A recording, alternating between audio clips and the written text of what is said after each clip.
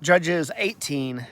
In those days there was no king in Israel, and the Danite tribe was looking for territory to occupy.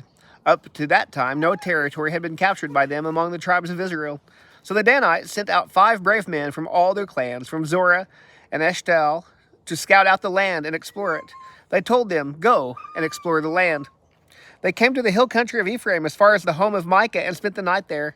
While they were near Micah's home, they recognized the accent of the young Levite. So they went over to him and asked, "Who brought you here? What are you doing in this place? Who is keeping you here?" He told them, "This is what Micah has done for me. He has hired me, and I became the priest. And I became his priest." Then they said to him, "Please inquire of God for us to determine if we will have a successful journey." The priest told them, "Go in peace. The Lord is watching over the journey you are going on." The 5 men left and came to Laish. They saw that the people who were there were living securely, in the same way as the Sidonians, quiet and unsuspecting. There was nothing lacking in the land, and no oppressive ruler. They were far from the Sidonians, having no alliance with anyone. When the men went back to their relatives at Zorah and Eshtaol, their relatives asked them, "What did you find out?" They answered, "Come on, let's attack them, for we have seen the land, and it is very good." Why wait?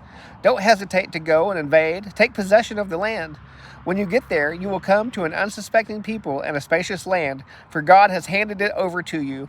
It is a place where nothing on earth is lacking. 600 Danites departed from Zorah and Eshtaol, armed with weapons of war. They went up and camped at Kiriath Jearim in Judah. This is why the place is still called the Camp of Dan today. It is west of Kiriath Jearim. From there they traveled to the hill country of Ephraim and arrived at Micah's house. The 5 men who had gone to scout out the land of Laish told their brothers, "Did you know that there are an ephod, household gods, and a carved image and a silver idol in these houses? Now think about what you should do." So they detoured there and went to the house of the young Levite at the home of Micah and greeted him.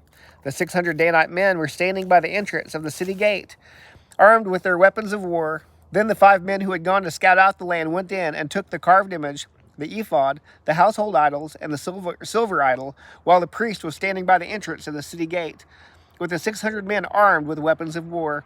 When they entered Micah's house and took the carved image, the ephod, the household idols, and the silver idol, the priest said to them, "What are you doing?" They told him, "Be quiet, keep your mouth shut. Come with us and be a father and a priest to us. Is it better for you to be a priest for the house of one person, or for you to be a priest for a tribe and family in Israel?" So the priest was pleased and took his ephod, household idols, and carved image and went with the people. They prepared to leave, putting their dependents, livestock, and possessions in front of them. After they were some distance from Micah's house, the men who were in the house near it were mustered and caught up with the Danites. They called to the Danites, who turned to face them and said to Micah, "What's the matter with you that you mustered the men?" He said, "You took the gods I had made and the priest and went away. What do I have left? How can you say to me, 'What's the matter with you?'" The Danites said to him, "Don't raise your voice against us, or angry men will attack you, and you and your family will lose your lives." The Danites went on their way, and Micah turned to go back home because he saw that they were stronger than he was. After they had taken the gods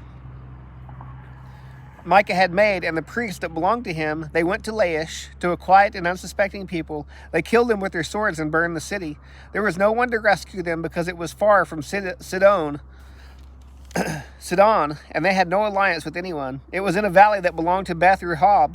They rebuilt the city and lived in it. They named the city Dan, after the name of their ancestor Dan, who was born to Israel. The city was formerly named Laish. The Danites set up the carved image for themselves. Jonathan, son of Gershom, son of Moses, and his sons were priests for the Danite tribe until the time of exile from the land.